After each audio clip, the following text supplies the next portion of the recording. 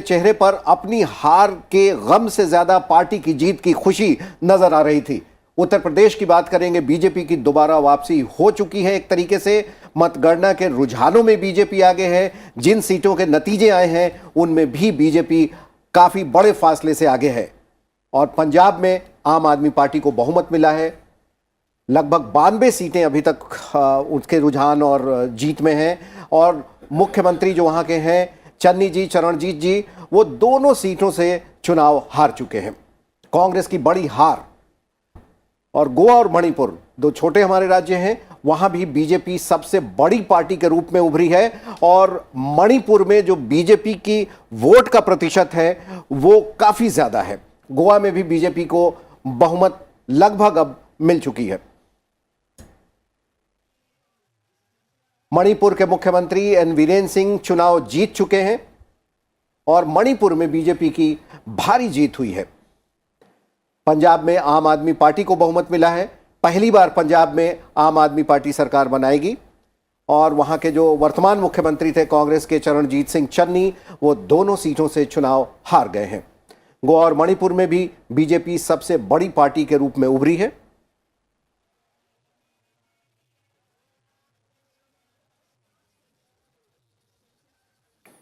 Okay, so these are some of the key takeaways of the day so far. BJP is all set to make a return to power in the states of Uttar Pradesh and Uttarakhand.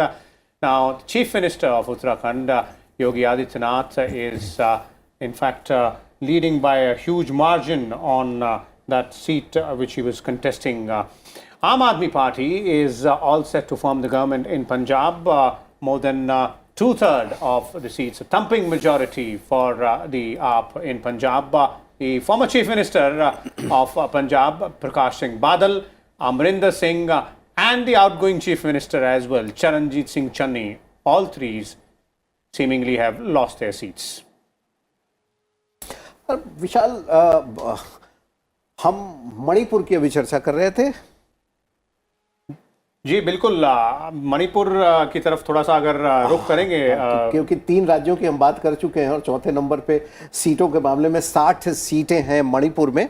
और मणिपुर में BJP काफ़ी आगे है। अगर vote प्रतिशत जो हम अभी देख रहे थे, बीजेपी के पास लगभग 43% वोट शेयर है मणिपुर में और दूसरी जो पार्टी है उसके आधे से भी कम है। In fact they're leading the trends which are coming in that shows that they've crossed the magic figure there. 31 is the magic figure for in Manipur. सबसे बड़ी बात है कि 4 राज्यों में पॉजिटिव मैंडेट मिला है। सिर्फ पंजाब को छोड़ दें तो 4 राज्यों में लोगों ने एक पॉजिटिव मैंडेट दिया है। एक चीज तो ये बिल्कुल स्पष्ट हो गई है कि भारत की जनता अब एब्सोल्यूट वोट करती है, जिताती है तो पूरे मैंडेट के साथ जिताती है ताकि स्थिरता चाहिए। Absolute mandate. कांग्रेस में नेगेटिव वोट है, रिजेक्शन है। जो रूलिंग पार्टी थी उसका आउटराइट रिजेक्शन है। That's a different issue, but what Harsh was pointing out to, clearly that in these elections, and Sandeep, you would agree with that part. This is something which is also very important and significant, that be the ruling party, and in 4 states it has been the ruling party, but in the 5th state it's the main opposition, but the main opposition has also got a clear majority. Absolutely, yeah. I mean, that way it was a positive mandate for Aam Aadmi Party. But I think very interesting point about Manipur. I just wanted to point out a small, point about Manipur is the fact that before these elections there was apprehension that there will be hung assembly because clearly there was Mr. Biren Singh, who's seen as a good administrator, an effective chief minister, but there was there were a lot of internal bickerings. Several MLAs came and met Mr. Amit Shah here in Delhi. They wanted a change of leadership. That did not happen. And it was seen that he could face some internal sabotage, and the NPP, the National People's Party, it's an ally of the BJP in Meghalaya. It's the ruling party, Conrad Sangma. They will do well, but they have been now reduced to nothing. So, I mean, I don't have the exact data, but they're around 7 as of now. Yeah, out of 60. so their hopes of being the kingmaker, that has completely gone away, and of course, the biggest loser in this is Congress. Okay, but staying with Manipur before we move on to another state. And this is to understand, Sandeep, since you have a better understanding of the situation there vis-a-vis Northeast there. This also shows that BJP is overall movement into the northeastern states is now we would say and complete and in its entirety. These results again put a stamp on that.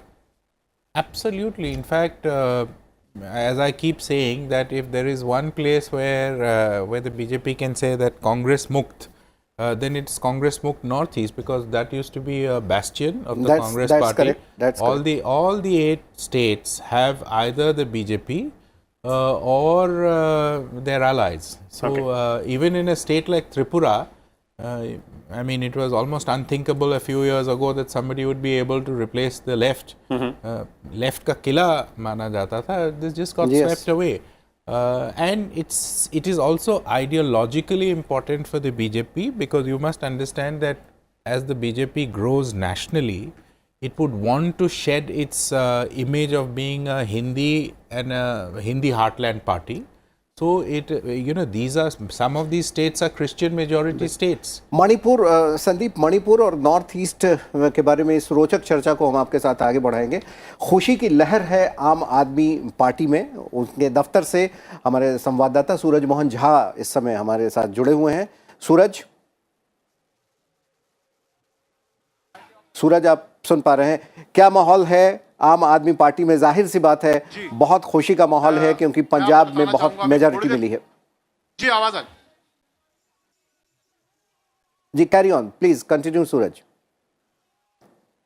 बिल्कुल, अभी थोड़ी देर पहले जब दिल्ली के मुख्यमंत्री केजरीवाल अभी कार्यालय में, केंद्रीय कार्यालय आम आदमी पार्टी में आए थे, तो उन्होंने इसी को कहा था कि एक नई क्रांति, एक नई शुरुआत है जो पंजाब की जनता ने जनादेश दिया है।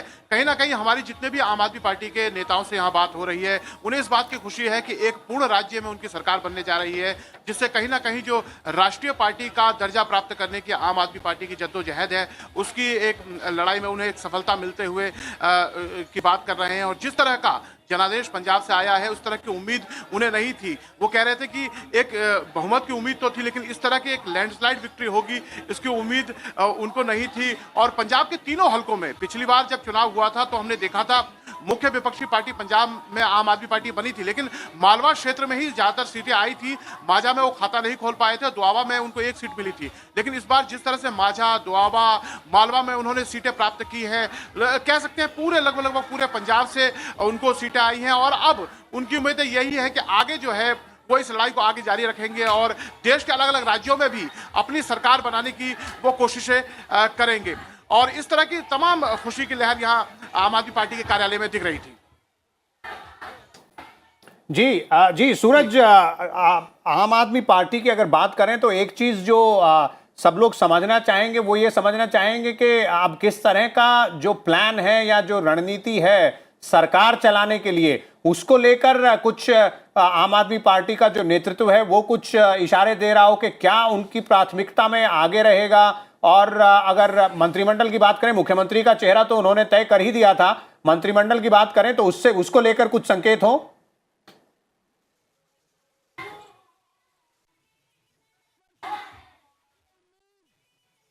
बिल्कुल विशाल, अगर हम बात करें तो आज जब केजरीवाल बोल रहे थे तो उन्होंने पहली बार ये शब्द का इस्तेमाल किया कि विपक्ष के सभी लोगों ने उन्हें आतंकवादी तक कहा।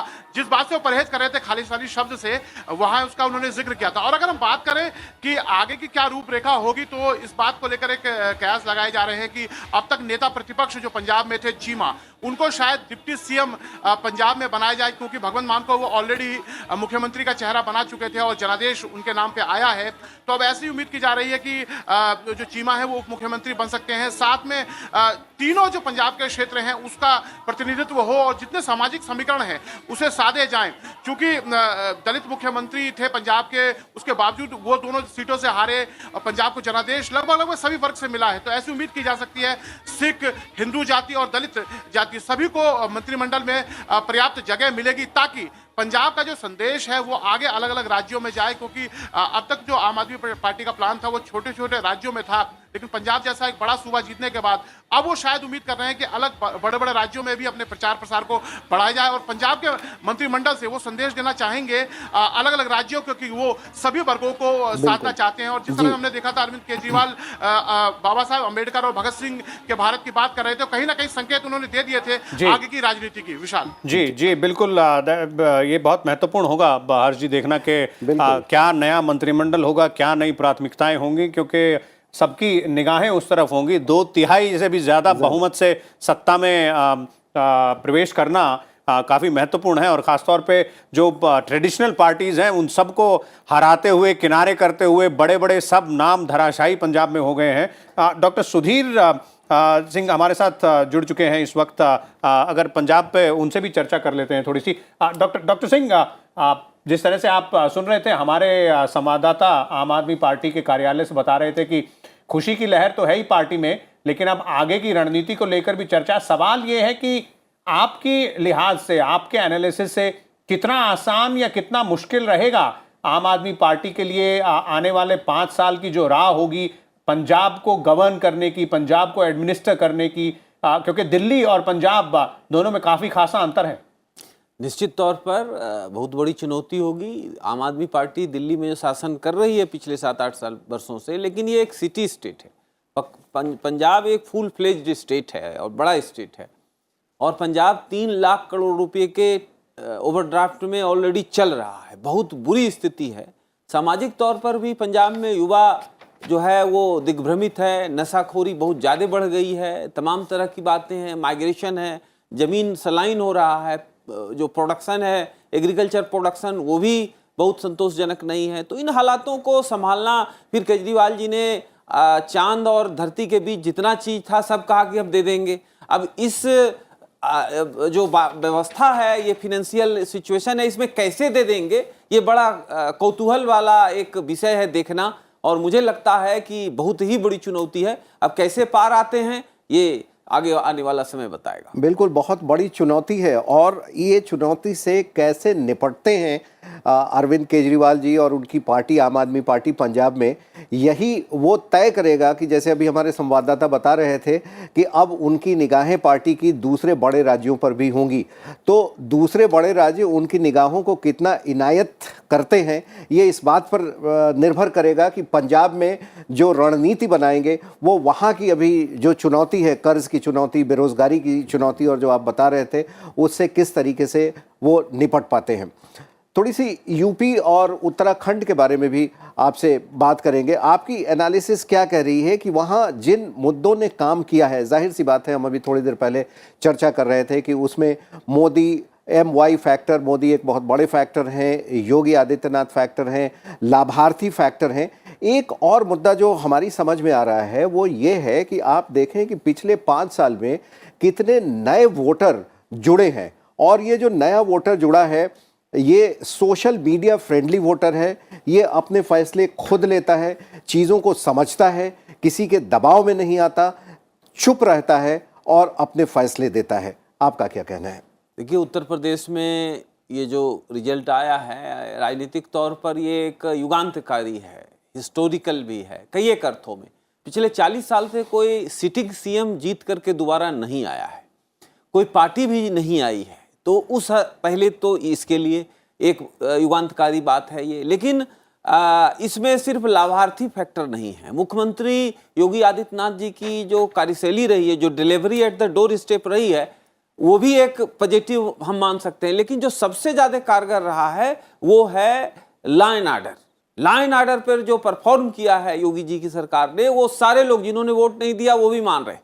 दूसरी चीज ये है कि मुख्यमंत्री की व्यक्तिगत निष्ठा, व्यक्तिगत ईमानदारी पर सवाल विपक्ष भी नहीं उठा पाया, ये भी एक बहुत बड़ी बात है। और तीसरी बात यह है कि कोरोना कालखंड में 2 साल तो बर्बादी हो गए, कोई गवर्नेंस हुआ नहीं, चूंकि कोरोना के क्राइसिस को कंटेन करने में पूरी सिस्टम लगी रही। लेकिन उस दौरान भी योगी जी ने जो आम जन से एक लगाव रखा, विजिट किया तमाम जिलों को, वो भी एक बड़ी चीज है। जो लोग हारे हैं उन्हें ये देखना चाहिए कि फेसबुक, ट्विटर और इंस्टाग्राम से राजनीति नहीं होती। कुछ बयान जारी कर दिए और लोग उसी आधार पे वोट दे देंगे। आप काम कितना करते हैं ये एक बात है, लेकिन आम जन से व्यक्तिगत जुड़ाव भी बहुत ही महत्वपूर्ण फैक्टर है।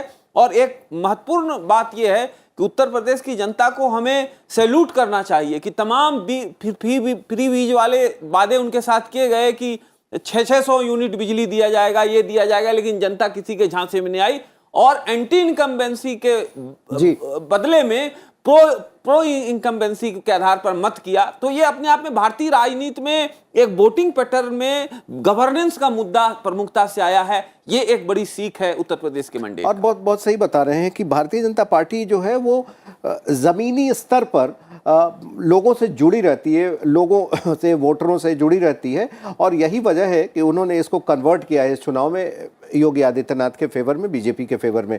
बीजेपी कार्यालय चलते हैं, वहां से हमारे संवाददाता अखिलेश सुमन हमारे साथ जुड़े हुए हैं। जी अखिलेश जी बताएं। देखिए, बीजेपी कार्यालय में जो अभी माहौल है उसके बारे में बताने के पहले मैं ये बता दूं कि एक बहुत ही महत्वपूर्ण सूचना ये है कि पहले आपको पता चल ही गया तो होगा कि योगी आदित्यनाथ 1 लाख से ज्यादा वोट से जीत गए, लेकिन उसके अलावा पंकज सिंह जो राजनाथ सिंह के पुत्र हैं वो भी नोएडा से रिकॉर्ड वोट से जीते हैं 1,80,000 के करीब वोटों से।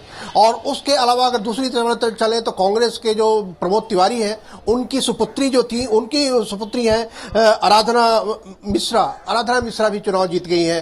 तो ये एक जब कांग्रेस पूरी तरह खात्मे की तरफ बढ़ रही है वैसे में कांग्रेस का एक नेता की एक नेत्री जीत गई है। तो यह कह सकते हैं कि प्रियंका गांधी की जो लड़की हूं, लड़ सकती हूं, तो एक तो कम से कम कामयाबी मिली कि एक महिला ने चुनाव जीता वहां। इसके अलावा जो सबसे एक अहम बात यह सामने निकल कर आ रही है कि बीजेपी जिस तरीके से वहां अपनी पूरी रणनीति को लगा रही थी, पूरी रणनीति पर काफी संयम से इस पूरे दौरान में लाख प्रोवोकेशन के बावजूद बीजेपी काफी विश्वास के साथ बराबर अपने मतदाताओं को आश्वस्त कर रही थी कि वो चुनाव जीतेंगे। और इस बीच में जो यूक्रेन रूस का मामला उठा उस मामले में भी बीजेपी ने काफी तत्परता से वहां से जो छात्र हैं, वहां जो फंसे हुए अन्य भारतीय हैं, उन लोगों को निकालने में जो मदद की, उन लोगों को निकालने में जो काफी तमाम ऊर्जा लगा दी, सारे एम्बेसी को, फॉरेन मिनिस्ट्री के अधिकारियों को तैनात किया और वैसे खतरे में गोली चलती हुई, गोले गिरते हुए वैसी स्थिति में जब छात्रों को निकाला गया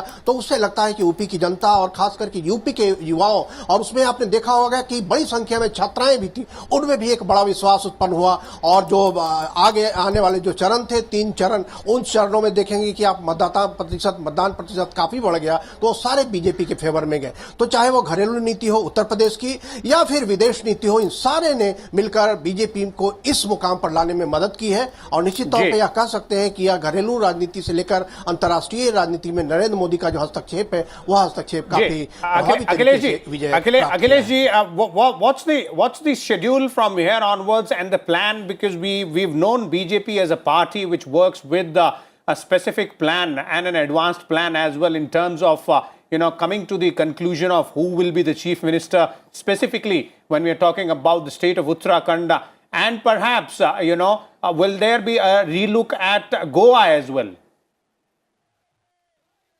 Vishal, I don't think there will be, plan B for Uttar Pradesh, because Uttar Pradesh is quite clear that Yogi Adityanath is the leader of the state and Narendra Modi is the leader of the center. Some people, try to create, bifurcation between the two leaders, try to show that yes, there is some sort of rift between the two leaders. But as you know that in all the campaigns, Prime Minister Narendra Modi always said that Yogi Adityanath is the leader. We are fighting the election in his leadership. So there is no plan B in Uttar Pradesh. No. Akhilesh, I was asking about Uttarakhand and Goa, since the Uttarakhand sitting chief minister has lost the elections, unfortunately, for the party. The party has won there. So is there some sort of indication or is there some sort of plan in terms of the meetings which supposedly take place after the results are over, and also the victory procession there and address by the top leadership? Any plans there vis-a-vis on these aspects? Yes, there is a plan. There is a plan. At BJP headquarters, Prime Minister Narendra Modi is to come, and he will also meet the leaders. You know, there is an expectation that executive committee meeting will take place before Prime Minister addresses the people who are gathered here. Okay. And in that executive meeting, some initial things will be decided. Okay. But you know that Prime Minister Narendra Modi has a plan B all the time for to fight any consequences. And I think that in Uttarakhand they will have, and Okay. he will have some plan B that what to do. Okay, okay, about they'll this, be Dhami. But, they'll be all there, Akhilesh, and you kindly keep a track on all the developments there and keep us updated on what exactly is happening in BJP headquarters. We're also joined by Radhika Khera, Congress spokesperson and leader out there. Ms. Radhika, welcome to Sunset Television. Not a good day for your party when we are looking at the results. Specifically, if we start with Punjab, complete decimation, you seem to have lost the election. Uttar Pradesh, looks like Priyanka magic didn't work after all. Uttarakhand, you seem to have lost the battle, which everybody was calling very close. Goa, everybody was pointing out that perhaps your party might have a chance, but again, the BJP seemingly is leading. What went wrong? See, when it comes to Uttarakhand, our vote share is higher than that of the BJP. Unfortunately, that did not translate into the number of seats. Now, what we need to do is introspect why, despite people voting for us, the vote share being higher than the party that has won, we have not translated that into seats. That is something that the party needs to introspect, and we will be doing that. Now, when it comes to Punjab, well, Aam Aadmi Party has had a landslide victory, and congratulations to them. And the people of Punjab have chosen them this time. But this is what the beauty of democracy is. Kabhi kisi ko bari milti hai, kabhi kisi ko. And yes, we failed to live up to the expectations of the people of Punjab, and that is why we had to change Captain Amrinder Singh ji as well. And that decision of changing him proved right. Then at that time we were criticized by lots of political pundits, lots of other parties, and everyone that we are taking a wrong step. We shouldn't have changed Captain. But electorally, Radhika, I'd like to jump in here. Electorally vis-a-vis Punjab, that doesn't seem to have clicked with you, with your party, because the sitting chief minister has lost election from both the seats. That's one aspect. Your state president has also lost election. So the question vis-a-vis Punjab is, who or what is responsible? Was letting go of Captain Amrinder led to all this? Do you agree with that aspect? Or, those who took command after him could not, keep the party afloat? We lost, like I was saying, we lost because of the unfulfilled promises that we had promised. We failed to live up to the expectations of people and all the promises that we made, because Captain Amrinder Singh did not do that. That is why we had to change him. Maybe we should have changed him even earlier. It was a step taken a little too late. So these are things that we need to introspect. वो कहते हैं ना, चिंतन और मंथन दोनों किया जाएगा. The national leadership along with the state leadership will have to get back, discuss, and then take the strategy forward. Okay. But yes, clearly we did not live up. The Captain Amrinder Singh government 4 years did not live up to the expectations. Okay, Radhika, fair enough. But what about Uttarakhand? A state where the ruling party changed its chief minister 3 times in 5 years, and you had pretty big faces out there, like former Chief Minister Harish Rawat, but it looks like there also, your party failed to make the mark. Exactly, like I started with, when I started, I was saying the same thing, that we did manage to get, our vote share was much higher than that of the BJP. Unfortunately, that did not translate into number of seats. Now, that is something that we need to respect, and how we have to build the party stronger and come back stronger. And हार और जीत तो देखिए होती है, यही तो election होते हैं, यही तो हमारे देश के संविधान की, डेमोक्रेसी की खूबसूरती है. कभी किसी को मौका मिलता है, कभी किसी को मिलता है. लेकिन राधिका जी, आपकी पार्टी के हिस्से में लगातार हार इतनी बार आ रही है, इसलिए ये सवाल पूछना लाजमी है और वाजिब भी है कि क्यों हो रहा है बार बार. मैं आपको उत्तराखंड और पंजाब से थोड़ा उत्तर प्रदेश की तरफ लेके आता हूं. एक बहुत ही बेहतरीन कैंपेन जिसे कहा जाए आपकी तरफ से पेश किया गया था. आप लोगों ने कहा बहुत बेहतरीन कैंपेन है, प्रियंका गांधी के नेतृत्व में था, लेकिन नतीजों पर जब हम नजर डाल रहे हैं तो पिछली बार जो आंकड़ा था उसके आधे से भी आधे पे नहीं पहुंच पाए आप लोग. देखिए, ये बात तो सब जानते हैं, हम भी जानते हैं, आप भी जानते हैं कि उत्तर प्रदेश में चाहे संगठन के तौर पे हो, चाहे हमारी पार्टी पहले तो हम सरकार में रहते थे, उसके बाद 25-30 साल से हम लोग सरकार में नहीं है, और वहां पे फिर से कांग्रेस को खड़ा करने का काम किया जा रहा है। और changes, Rome was not built in a day, एक दिन में सारे चेंज नहीं आ जाएंगे। प्रियंका जी आई हैं, वोट शेयर भी बढ़ेगा, हर चीज अभी आकलन किया जाएगा कहां कहां कमियां रही। और ये बात तो आप भी जानते हैं कि जिस तरीके से, और मानेंगे भी, जिस तरीके से प्रियंका जी को बार बार उत्तर प्रदेश में आने से रोका गया, कहीं ना कहीं सत्ता में जो पार्टी थी उसको डर तो था ही। Otherwise, why would they stop Priyanka ji from going and meeting the victims of the rape Radhika ji, victims' families? But Radhika people's ji, mandate is pointing out to something else, Radhika. Radhika ji, But- जो defence आपने पंजाब के लिए दिया, ठीक उसका विपरीत आप उत्तर प्रदेश के लिए दे रही हैं।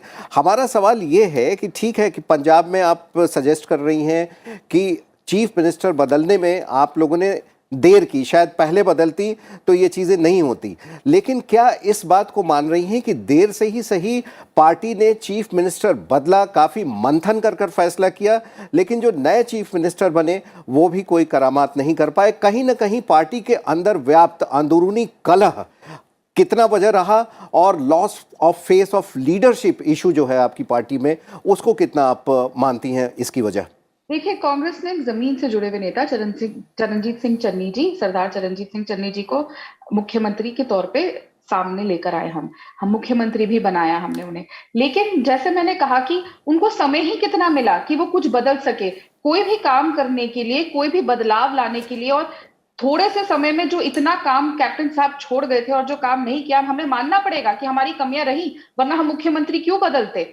अब देर से हुआ, लेकिन इन चीजों पे मंथन किया जाएगा। और चाहे उत्तर प्रदेश हो, उत्तराखंड हो, गोवा हो, मणिपुर हो या पंजाब, चारों अलग स्टेट है और अलग स्टेट की अलग परिस्थिति है। कहीं पे कांग्रेस का क्या स्थिति है, क्या नहीं है, कितने साल से वहां पे सरकार में थे, नहीं थे, अभी कहां सरकार में थे, किसी भी एक स्टेट पे क्या रणनीति या क्या मुद्दे हैं या क्या प्रॉब्लम है, वो किसी दूसरे के साथ कंपेयर नहीं करी जा सकती। आप उत्तर प्रदेश को पंजाब के साथ कंपेयर बिल्कुल नहीं कर सकते, क्योंकि 25 साल से कांग्रेस उत्तर प्रदेश में सत्ता में नहीं है। वहां पे बहुत लंबी लड़ाई है, और प्रियंका जी के नेतृत्व में वहां पे वो लंबी लड़ाई लड़ी जाएगी। जैसा मैंने कहा, Rome was not built in a day, हर चीज में वक्त लगता है। जिससे आपको याद होगा, भाजपा भी जो आज सत्ता में है, उनको कितने साल लगे, 70 साल लगे। दो सीट की पार्टी थी वो, यहां तक आने में समय लगा। हाँ, बात चीजें ऐसी हो रही हैं, अनफॉर्चुनेटली हमें बार बार हारना पड़ रहा है। लेकिन मैं फिर दोहराऊंगी, उत्तराखंड में हमारा वोट शेयर भाजपा से ज्यादा है, लेकिन वो क्यों सीटों में नहीं बदला, इसके ऊपर भी चिंतन करने की जरूरत है। और इसको कैसे हमने वापस कांग्रेस को खड़ा करना है, और किस तरीके से कैडर को और आगे बढ़ाना है, कैसे हमारे को वापस सत्ता में हर जगह आना है। और लेकिन एक बात तो है कि कांग्रेस पार्टी हमेशा लोगों के लिए काम करती रहेगी। हार और जीत डेमोक्रेसी का एक हिस्सा है, कभी कोई हारेगा, कभी कोई जीतेगा। जब हम जनता की indeed, Radhika, this is part of the political process, the loss and win in elections as well. Of course, there is a lot to contemplate for your party there, and best we can do is wish you luck in your future electoral endeavors as well. We'll have to wait and watch as to what lessons they've learned, in fact, and whether they can implement it further. But meanwhile, let's also listen into one conversation our correspondent had with Union Minister Anurag Thakur. Anurag ji, सबसे पहले तो बहुत बहुत बधाई। 4 राज्यों में आपकी सरकार वापसी हुई है। आपको भारतीय राजनीति में आप इस परिवर्तन को कैसे देखते हैं? जो मोदी जी का मूल मंत्र है, विकास, सुशासन और गरीब कल्याण, ये कहीं न कहीं एक बार फिर काम करता नजर आया है। केंद्र की योजनाओं को धरातल पर लागू करने में चारों राज्यों ने शानदार काम किया। और मैं विशेष तौर पर उत्तर प्रदेश की बात अगर करूं, जहां मैं सह प्रभारी भी था, तो योगी जी ने जहां एक और कानून व्यवस्था में सुधार किया है, गुंडे माफियों के खिलाफ कड़ा प्रहार किया है, माफिया और मच्छरों से मुक्ति दिलाने का काम किया है, वहीं गरीब कल्याण पर प्राथमिकता से काम किया है। उत्तर प्रदेश का चहुमुखी विकास करके उत्तर प्रदेश को दूसरे नंबर की अर्थव्यवस्था देश में बनाने का काम योगी जी ने किया। और ये मोदी जी, योगी जी के कारण ही उत्तर प्रदेश में वापसी हुई है। मोदी जी की वैश्विक छवि जो सर्वाधिक लोकप्रिय नेता के रूप में उभरी, और कोविड के समय भी जिस तरह से मोदी जी ने देश को बचाने और आगे बढ़ाने का काम किया, वहीं पर योगी जी ने भी उत्तर प्रदेश के लोगों की जान को भी बचाया और मुफ्त में राशन भी महीने में 2 बार दिया, मुफ्त में वैक्सीन लगाने का काम भी किया और आगे भी करेंगे। अनुराग जी, उत्तराखंड में जो आपकी स्ट्रेटजी थी वो सक्सेसफुल हुई है, पर जो मुख्यमंत्री हैं वो कामयाबी नहीं मिली है उनको। आप कैसे देखते हैं इसको? उत्तराखंड की जनता की तरफ से क्या हो गया? जनता ने अपना मत दिया है, दुर्भाग्य है। हालांकि पुष्कर सिंह धामी जी ने शानदार काम पिछले 6-7 महीनों में जन जन तक पहुंचने का भी किया, उनके विकास का भी किया।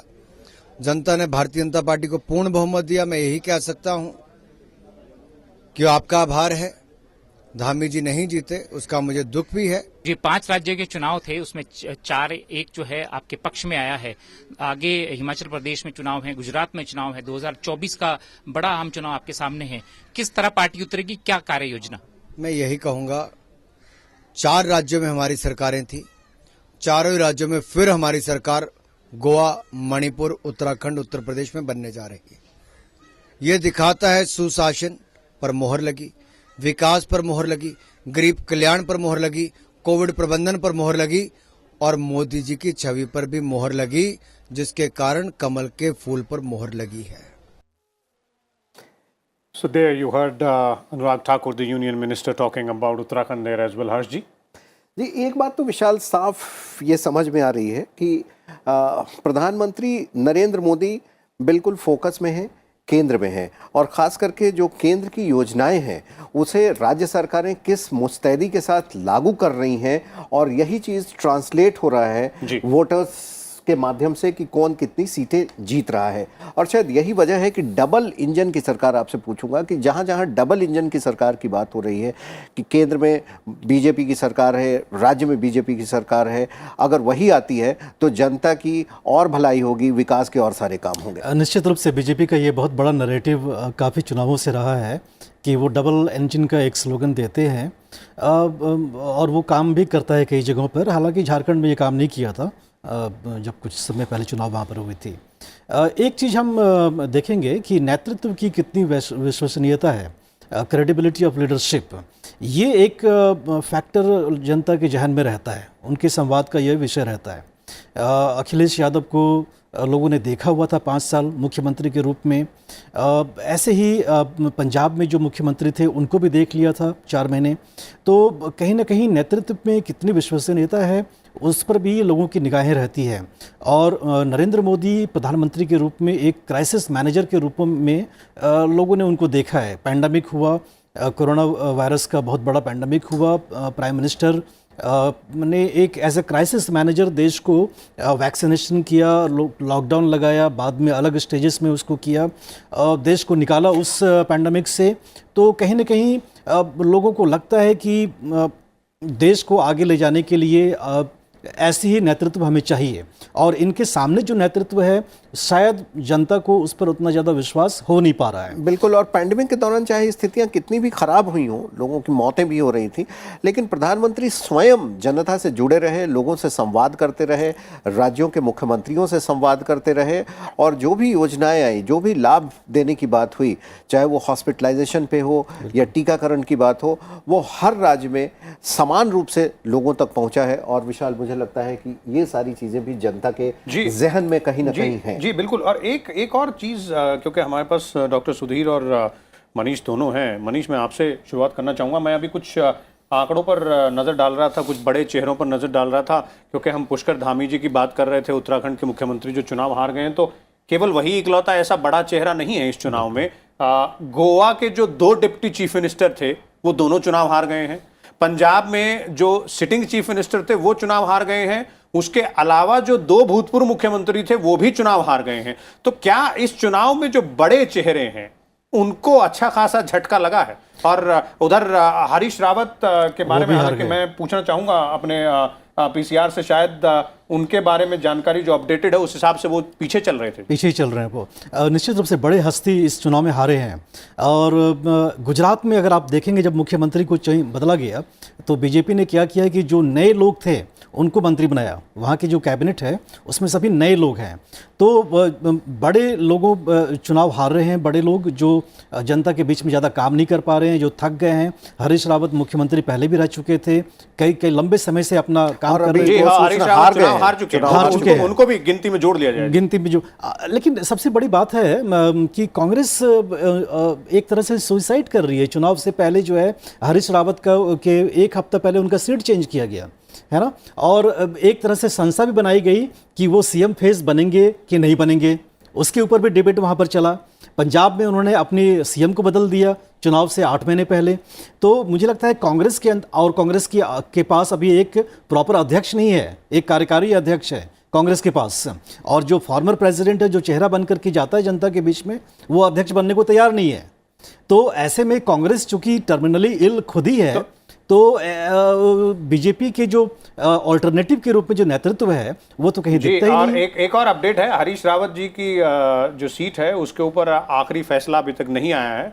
अभी जो अपडेट आ रहा है उसमें है कि वो अभी भी पीछे ही चल रहे हैं, लेकिन जो हम बात कर रहे थे वो वही है मनीष के, और महत्वपूर्ण है यहाँ पे केवल सिर्फ कांग्रेस के खेमे की बात नहीं है, सब तरह के बड़े नामों की बात है। क्योंकि उधर उत्तराखंड के जो सिटिंग चीफ मिनिस्टर हैं वो भारतीय जनता पार्टी के थे, उधर गोवा में जो दो डिप्टी चीफ मिनिस्टर हैं वो भी सरकार में ही शामिल थे। तो ये डॉक्टर सुधीर, मैं आपको लाना चाहूंगा, आपका क्या विश्लेषण है इस पर, जो बड़े चेहरे जिनको इस चुनाव में जनता ने जिसे कहा जाए कि बाहर का रास्ता दिखाया, चाहे वो पंजाब में हो, और बड़े चेहरों से मेरा मतलब है अभी हम सिर्फ मुख्यमंत्री की बात कर रहे हैं, निश्चित रूप से कई बड़े मंत्री भी हारे होंगे, कई और बड़े चेहरे भी हारे होंगे, तो वो पूरे आंकलन में पता चलेगा। लेकिन मोटे तौर पर जो उभर कर सामने आ रहा वो ये कि शायद कुछ नया जनता तलाश रही है। देखिए, इसमें संदर्भ में अंतर है। पंजाब में आम आदमी पार्टी के पक्ष में एक जनादेश आया और प्रचंड जनादेश आया, तो इसमें विपक्ष के जो नेता थे वो धाराशायी हो गए। उसमें बड़े नाम भी शामिल, कैप्टन साहब थे, बादल सीनियर, बादल जूनियर, सिद्धू साहब हार गए, मुख्यमंत्री सीटिंग 2-2 सीट से हार गए। गोवा में ये थोड़ी समझ से परे है कि जब पार्टी 20 सीट जीत जाती है 40 के सदन में, तो 2-2 डिप्टी सीएम कैसे हार जाते हैं। वो उनका व्यक्तिगत परफॉर्मेंस शायद उस पर्टिकुलर कॉन्स्टिट्यूंसी में कमजोर रही होगी, लेकिन उत्तराखंड में तो बिल्कुल ही ये समझ से बाहर है कि जहां 22 साल में पार्टी कभी भी एक कोई पार्टी सीटिंग लौटी नहीं, और 48 सीट के साथ 47 सीट के साथ बीजेपी वापसी कर रही है, और सीएम यंग हैं, काफी एनर्जेटिक हैं, फिर भी हार गए। यहाँ कुछ लोकलाइज्ड मुद्दे रहे होंगे, तो निश्चित तौर पर जनता ने नकारा है, लेकिन अलग अलग राज्यों में संदर्भ अलग अलग है। उत्तर प्रदेश में भी आप देखें कि इतनी भारी जीत होती जा रही है, लेकिन मुझे लगता है कि डिप्टी सीएम मौर्य जी शायद अभी हाल कुछ घंटे पहले तक पीछे चल रहे थे, अभी ताजा हालत क्या है पता नहीं। लेकिन अखिलेश यादव के तरफ से बड़े बड़े नाम जो हैं, स्वामी प्रसाद मौर्य, दारा सिंह चौहान, जो जब शिफ्ट किए, रिजाइन किए, तो काफी राजनीतिक भूचाल आया, लेकिन वो इलेक्शन हार रहे हैं।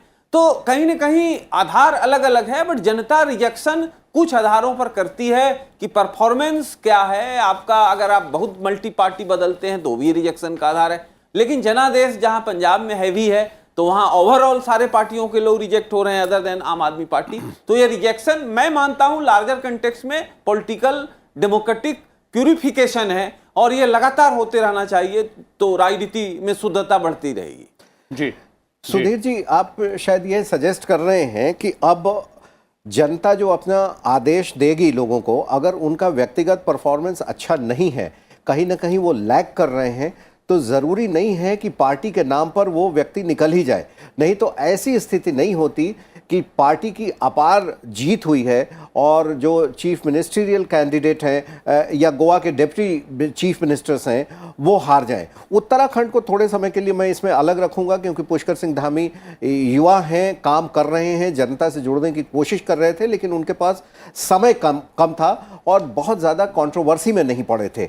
लेकिन जो आपकी बड़ी लीडरशिप है भारतीय जनता पार्टी की, इन लोगों ने इतनी बड़ी लकीर खींची है काम के माध्यम से देश के विकास के लिए और देश के लोकतंत्र को मजबूत करने के लिए, कि अब अगर राज्य स्तर पर भी कोई नेता उसके समकक्ष नहीं आ पाता है काम के मामले में, तो जनता उसे अलग कर देती है।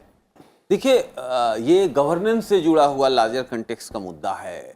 माननीय नरेंद्र भाई मोदी जी इसलिए लोकप्रिय हैं कि केंद्रीय प्रायोजित योजनाएं आम जन से जुड़ती हैं। घरों में पानी, स्वच्छ जल पीने का पहुंचाना हो, या शौचालय बनाना हो, या 2 रूम का आवास बनाना हो, या उनको एक मेडिकल जो है सुविधा देनी हो, तो इन तमाम मुद्दों पर केंद्र प्रायोजित योजना से काम हुआ। अब लोकल स्तर पर उसकी डिलीवरी वहां के एमएलए, वहां के एमपी पर भी बहुत हद तक निर्भर करता है। सुधीर जी, आपको यहाँ रोकूंगा, हमारे साथ बीजेपी के प्रवक्ता जुड़े हुए हैं। बहुत बहुत स्वागत है आपका। हम अभी बीजेपी की अपार जीत की चर्चा कर रहे थे, लेकिन साथ ही हम ये भी चर्चा कर रहे थे कि कई बड़े नाम जो हैं, उप मुख्यमंत्री हैं, मुख्यमंत्री हैं, वो चुनाव हार गए हैं। पार्टी का इस बारे में अभी तक का क्या एनालिसिस है? हेलो, आप मेरे से पूछ रहे हैं? जी जी जी।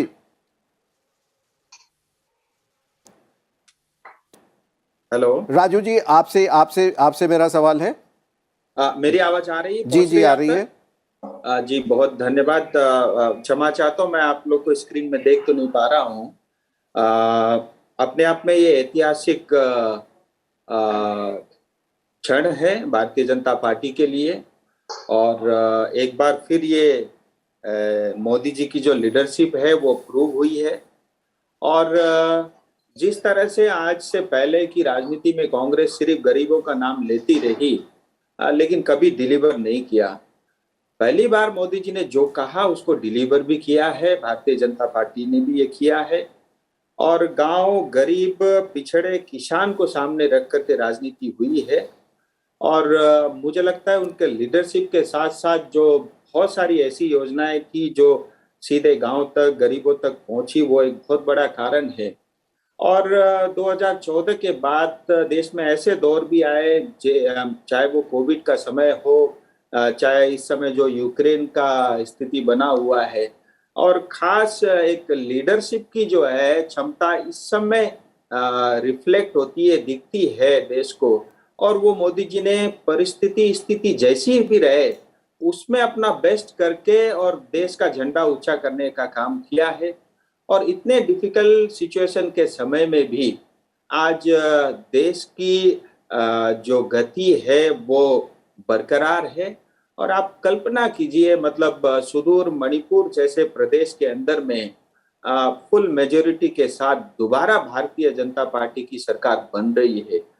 हमें ये याद रखना होगा, खास करके नॉर्थ ईस्ट, इन पहाड़ी क्षेत्रों में दल को लेकर के राजनीति बहुत कम होती है, व्यक्ति ज्यादा महत्व इम्पोर्टेंट रहता है। उसके बावजूद भी इस तरह के दोबारा से मणिपुर में सरकार बनना, दोबारा से गोवा में रिपीट करना, और मतलब इतनी बड़ी बहुमत के साथ उत्तराखंड में सरकार आना जी, और साथ ही मुझे लगता है मोदी जी की लीडरशिप और योगी जी का बुलडोजर खूब चला है यूपी में। राजू जी, इसमें कहीं कोई संदेह नहीं है, इसमें कहीं कोई संदेह नहीं है जो बात आप कह रहे हैं कि मोदी जी की जो छवि है या जो विकास के काम हुए हैं उसका एक बहुत बड़ा असर इन 5 राज्यों के चुनाव में देखा जा रहा है। लेकिन साथ ही इसकी क्या व्याख्या आप अभी कर रहे हैं कि जो बीजेपी के भी बड़े चेहरे थे, मुख्यमंत्री थे, उप मुख्यमंत्री थे, ये लोग अपना व्यक्तिगत चुनाव हार गए हैं? देखिए, ये मतलब अलग अलग क्षेत्र की, अलग अलग राज्यों की अपनी अपनी परिस्थिति हो सकती है। ये जब पार्टी बैठेगी और उसका आकलन करेगी, उसके बाद ही मैं उसमें कुछ बोलना मेरा उचित रहेगा। लेकिन ये बात तय है कि जिस तरह की जातिवाद की राजनीति, एक धर्म विशेष को लेकर की जो राजनीति की प्रथा जो हिंदुस्तान में चली आ रही थी, कहीं न कहीं 2014 के बाद वो समाप्त हो गई है।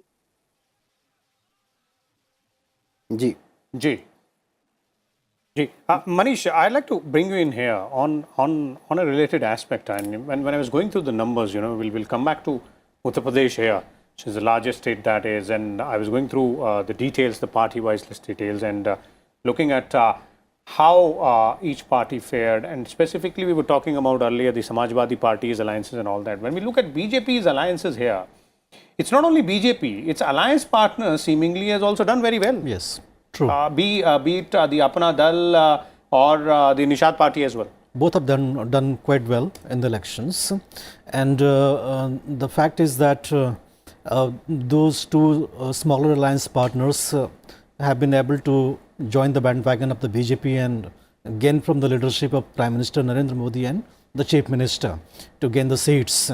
Overall, the mandate for UP is pro-incumbency. It's a positive mandate, and since the people did not accept Akhilesh Yadav's leadership, did not think him good enough to be the chief minister of the state, the allies of the BJP also gained from that narrative. One thing we should, when we talk about Uttar Pradesh, there are many factors which work in the elections in this state. BJP has delivered on Ram Temple in Ayodhya. That's a big fulfillment because people had emotional connect with the issue there.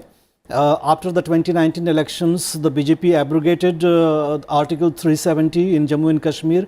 Again, that had an emotional connect with a large number of people in Uttar Pradesh. So BJP fulfilled a lot of promises.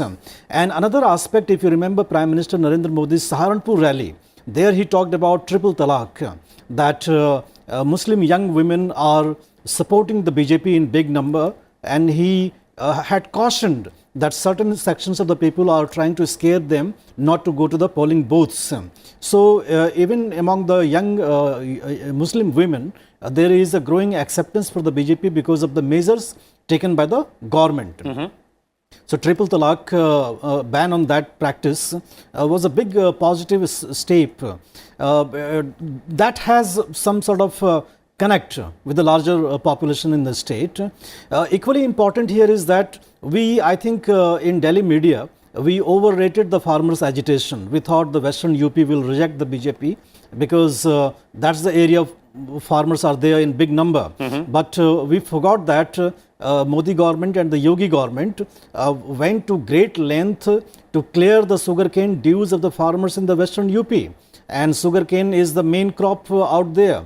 That we ignored somehow, and we thought that in the first two phases the BJP would not do great. Another factor that we misread, some section of the media in Delhi, that Jats will en bloc go against the BJP because of the farmers' agitation. The thing is that Jats have never voted against other than Rashtriya Lok Dal when Ajit Singh was at the prime of his career in the party, or the BJP. So Jat did not accept the Samajwadi Party despite the alliance with the Rashtriya Lok Dal. So that sort of social basis which Akhilesh Yadav wanted to work out with Jayant Chaudhary did not work on the ground. Okay. So in a way we can say that Yogi Adityanath remained unchallenged as far as leadership is concerned, and you are seeing that a lot of highways have been built. Lucknow to Ghazipur, almost to Varanasi has been built. Then a lot of industrial activity is taking place. Film city is coming in your Greater Noida. Electronic city is already there in Greater Noida. Then you have airport के लिए facilitate किया. Jewar Airport is coming up. The project is being expedited. So that development agenda has traction with the people of Uttar Pradesh. और मनीष, एक बात और भी हुई है उत्तर प्रदेश में, अगर पिछले कुछ सालों में हम देखें तो बिजली की जो आपूर्ति है पहले बड़े शहरों में काफी रहती थी, लेकिन छोटे शहर जो है उससे बिल्कुल अछूते रहते थे. 10-10 घंटे 12-12 घंटे बिजली नहीं रहती थी. योगी आदित्यनाथ ने जब 2017 में सत्ता संभाली थी, उसके बाद इन्होंने ये सुनिश्चित करने का काम किया था कि ऐसा एक बहुत बड़ा डिवाइड नहीं रखेंगे बड़े शहरों में और छोटे शहरों में बिजली आपूर्ति को लेकर. अगर वो छोटे शहर भी हैं तो वहां भी बिजली की आपूर्ति समान भाव से ही होगी. निश्चित रूप से.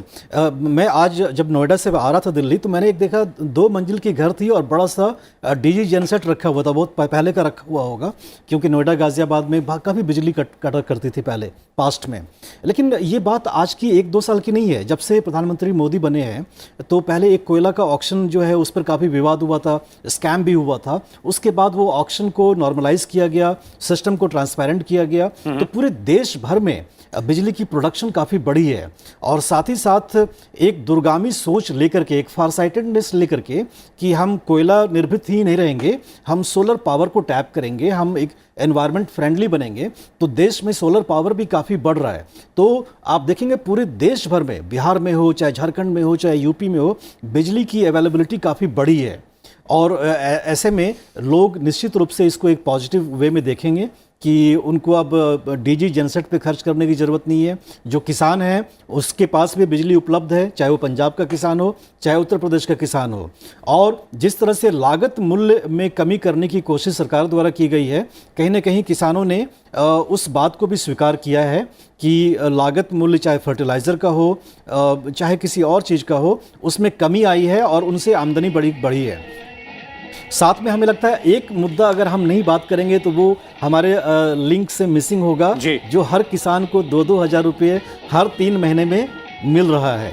2019 से 6,000 रुपये का नेट उनके जेब में डीबीटी के द्वारा उनके पास ये पैसे जा रहे हैं। और ये डीबीटी जो आधार से सीडिंग करके सरकार ने करा है, जिसमें कि कोई लीकेज नहीं है, इससे भी जनता में मुझे लगता है काफ़ी सेटिस्फैक्शन है और वो एक वोट के रूप में ट्रांसलेट हो रहा है। Okay, in fact, and on television you're watching live visuals of Chief Minister, Uttar Pradesh Chief Minister Yogi Adityanath. Those are the first visuals which have been coming in after the, thumping victory which BJP has registered once again in the state of Uttar Pradesh. A historical moment for the Chief Minister himself, because it's been almost, if I'm not mistaken, Manish, 40 years? 36 years, almost 4 decades since Chief Minister is making a comeback, Correct. And that too simultaneous comeback now. So that clearly spells out a lot of things. Of course. हर चीज ये एक काफी महत्वपूर्ण है राजनीतिक आंकड़ों के नजर से और राजनीतिक इतिहास के नजर से भी अगर देखें। बहुत महत्वपूर्ण है, क्योंकि 84 के बाद काफ़ी लंबे समय तक ये चीज़ नहीं हुई है।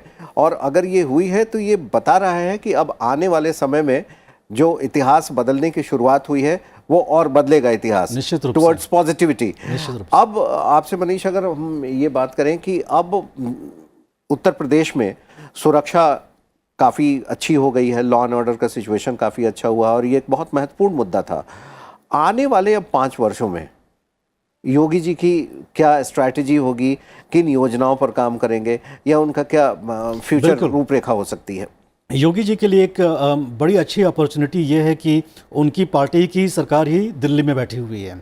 तो जो डिफेंस कॉरिडोर जो केंद्र ने यूपी को दिया है, वो भी बुंदेलखंड रीजन में, झांसी में, उस पर उनको काम करना चाहिए। वो एक बहुत बड़ा अपॉर्चुनिटी यूपी को ला करके देगा, क्योंकि हम देख रहे हैं जैसे हर्ष जी की विश्व में क्या हालात है कि हमें अब दूसरे कंट्रीज़ पर अपने डिफेंस रिक्वायरमेंट्स के लिए डिपेंडेंट नहीं रहना चाहिए। और जिस तरह से रशिया यूक्रेन में लड़ाई हो रही है, तो ये डिसरप्शन कहीं ना हो जाए तो हमारे लिए मुसीबत हो सकती है। तो अगर झांसी में डिफेंस कॉरिडोर योगी जी बनवा देते हैं और कंपनीज आती हैं और मेक इन इंडिया के तहत, तो एक बहुत अच्छा अपॉर्चुनिटी होगा। दूसरा, जो केन बेतवा रिवर इंटरलिंकिंग की जो बात कैबिनेट ने अप्रूव करी है, उस पर योगी जी को जोर लगाना पड़ेगा, क्योंकि बुंदेलखंड आप जानते हैं कि दशकों तक सूखा पीड़ित रहा है और वहाँ पर एक पलायन की बड़ी समस्या रही थी, जो कि अब थोड़ा बहुत एड्रेस हो रहा है। तो अगर इस रिवर इंटरलिंकिंग से उस क्षेत्र का फ़ायदा होता है तो योगी आदित्यनाथ अपने राज्य के लिए बहुत बड़ा काम कर जाएंगे। साथ में जेवर एयरपोर्ट को जल्द से वो जल्द बनाएं, जिससे कि अगर गुड़गांव का विकास इसलिए हुआ क्योंकि वो इंदिरा गांधी इंटरनेशनल एयरपोर्ट के पास में था, तो जेवर एयरपोर्ट के आने से आगरा और नोएडा का जो रीजन है, इसमें काफ़ी इकोनॉमिक एक्टिविटीज़ बढ़ेगी। इस पर मुझे लगता है बहुत जल्दी से उनको काम करना चाहिए। और साथ में रोजगार उत्पन्न जैसे भी कर सकते हैं वो अपने राज्य में, क्योंकि 25 करोड़ से अधिक आबादी का राज्य उत्तर प्रदेश है। कई सारे देशों से बड़ी जनसंख्या वहां पर है। कई सारे देशों को मिलाकर वहां से भी बड़ी जनसंख्या है। और डॉक्टर सिंह, आपके विचार इस पर जानना चाहेंगे, क्योंकि केवल जीत ऐतिहासिक है, ना केवल इस मायने में कि लगभग 36 साल बाद उत्तर प्रदेश में कोई मुख्यमंत्री दोबारा चुनकर आ रहा है, बल्कि पार्टी को भी जो है लगातार दूसरी बार जिस तरह का बहुमत मिल रहा है वो, और अलग अलग, मैं अभी आंकड़ों पर थोड़ी नज़र डाल रहा था, अलग अलग जो रीजन हैं उत्तर प्रदेश के, जो अलग अलग क्षेत्र हैं, वहां पर वोट परसेंटेज के आंकड़ों पर भी अगर मोटी नज़र डाली जाए तो लगभग सभी क्षेत्रों में बीजेपी के वोट प्रतिशत में काफ़ी अच्छा खासा इजाफा हुआ है। 2017 में जितना वोट परसेंट बीजेपी को विधानसभा में था, उससे कुछ 1 कुछ % बढ़ा है। ये अपने आप में बहुत बड़ी उपलब्धि है। दूसरी बार सरकार का आना ही उपलब्धि है। उत्तर प्रदेश जैसे राज्य में जो 80 लोकसभा देता है, बहुत ही सेंसिटिव है। और आप ये देखें कि अखिलेश यादव ने एक बड़ा सा umbrella, political umbrella social engineering के साथ खड़ा करने का भरपूर प्रयास किया, बहुत अच्छा स्टिचिंग करी उन्होंने, लेकिन वो जो मुद्दे उनको उठाने चाहिए थे वो मुद्दे उठा नहीं पाए, गवर्नेंस पे डिबेट में नहीं टिक पाए और नन गवर्नेंस वाले मुद्दे पर चले गए जहां उनका खुद का परफॉर्मेंस। आप देखिए राम मंदिर का उन्होंने मुद्दा उठाया, लेकिन राम मंदिर पर गोली तो आपने चलाई, तो उसका जवाब आपके पास क्या है? इसी तरह से मुख्यमंत्री पर व्यक्तिगत आरोप लगाए कि आपको हम मठ में भेज देंगे। अरे मुख्यमंत्री मठ में रहे या बाहर रहे, ऐसा भारत का संविधान तो कुछ कहता नहीं। तो अखिलेश यादव के वोट, कोर वोट भी कुछ भागे उससे। दूसरी बात, उनसे भी बहुत सारी गलतियां हुई, लेकिन मूल सवाल था, 2 सवाल पर सरकार आई है, 2-3 सवालों पर जो गवर्नेंस की डिलीवरी है बहुत अच्छी रही है, मुख्यमंत्री की व्यक्तिगत ईमानदारी, डबल इंजन सरकार, और सबसे बड़ी बात बुलडोजर की, जो अपराधियों का मर्दन योगी सरकार ने किया है। उत्तर प्रदेश की जनता ने बहुत ही तहे दिल से उसका स्वागत किया। मैं बहुत सारे इंटरव्यू देख रहा था सोशल मीडिया पर, लोग कह रहे हैं कि भाई हमारे विधायक तो बिल्कुल नकारे हैं, लेकिन हम योगी जी को लेट डाउन नहीं होने देंगे, क्योंकि योगी जी की पॉलिसियां हमें अच्छी लगती है। जनता में कुछ असंतोष था, वो जानवर जो खुले घूम रहे थे उससे फसलों का नुकसान था। उत्तर प्रदेश एक कृषि आधारित ये है, लेकिन एक बड़ी बात यह है कि अब माननीय योगी जी को बहुत सारी चुनौतियों का सामना करना है। जनता की आकांक्षाएं जुड़ गई हैं हर क्षेत्र में। पर्यटन उत्तर प्रदेश में बहुत हो सकता है, वो नहीं हुआ है। उद्योग और लग सकता है, एयरपोर्ट खुल रहे हैं, अच्छी बात है, और रोड का एक्सपेंशन होना चाहिए। इसी तरह से इंटरनेट थोड़ा कम है, वो चारों तरफ होना चाहिए। नौकरियां आपको देनी पड़ेंगी सरकारी स्तर पर, और प्राइवेट को आपको फैसिलिटेट करना पड़ेगा। इन तमाम फ्रंट पर एक फिल्म सिटी आ रही है, उसको भी कागजों से निकाल के जमीन पे लाने की जरूरत है। तो बहुत सारी चुनौतियां, चूंकि आप जब जीतते हैं तो आप जनता आपसे काफी चीज एस्पायर करती है और उसे फुलफिल करना है। चूंकि 2024 का इलेक्शन अब बहुत दूर नहीं है, आज हम जो बात कर रहे हैं इससे ठीक 2 साल आगे। और सुधीर जी, यही वजह है कि देखिए भारतीय जनता पार्टी जो है वो कई बार बड़े नेता लगातार ये कह चुके हैं कि वो लगातार जनता से जुड़े रहने का काम करते हैं। यानी हम कह सकते हैं कि एक तरीके से इलेक्शन मोड रहता है, क्योंकि जनता से जुड़ाव जो है लगातार वही ट्रांसलेट करता है। रही बात, हम अभी जो उत्तर प्रदेश की बात कर रहे थे, उसमें बिल्कुल सही बात है कि आने वाले 5 वर्षों में अब योगी जी के लिए